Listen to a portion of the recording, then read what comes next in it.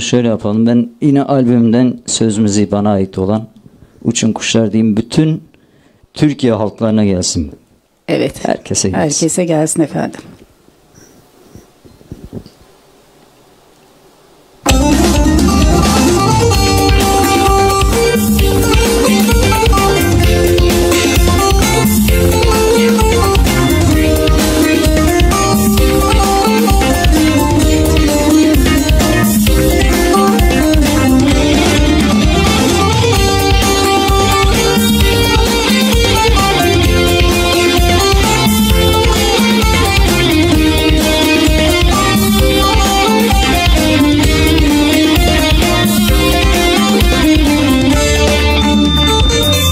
Ateşleri kül eyleyin, kurşunları gül eyleyin.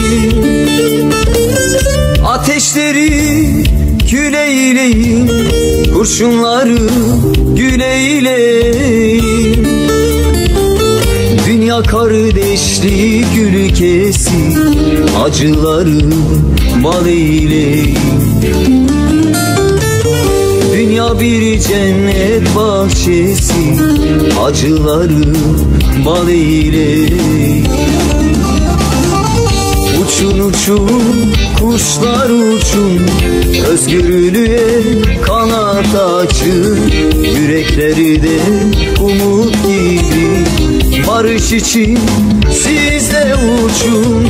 Uçun uçun kuşlar uçun, özgürlüğe kanat açın.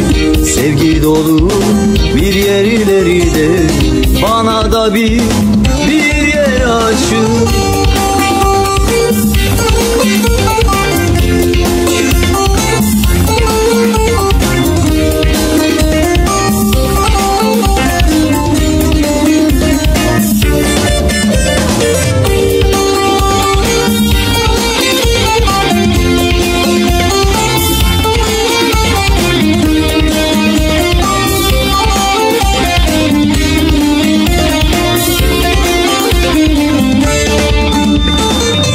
Geçit vermez yüce dağlar, gözü yaşlı analar ağlar.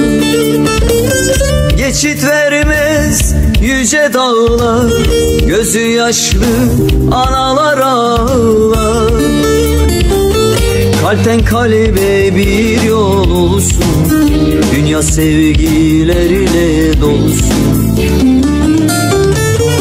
Umut olsun, barış olsun, gözler yaşla hiç dolmaz. Uçun uçun kuşlar uçun, özgürlüğe kanat açın.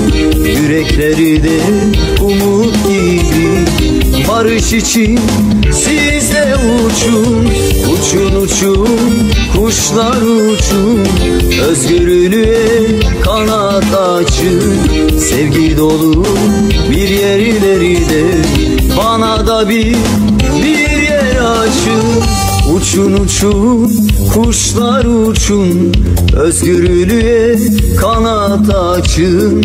Yürekleri de umut gibi, barış için siz de uçun.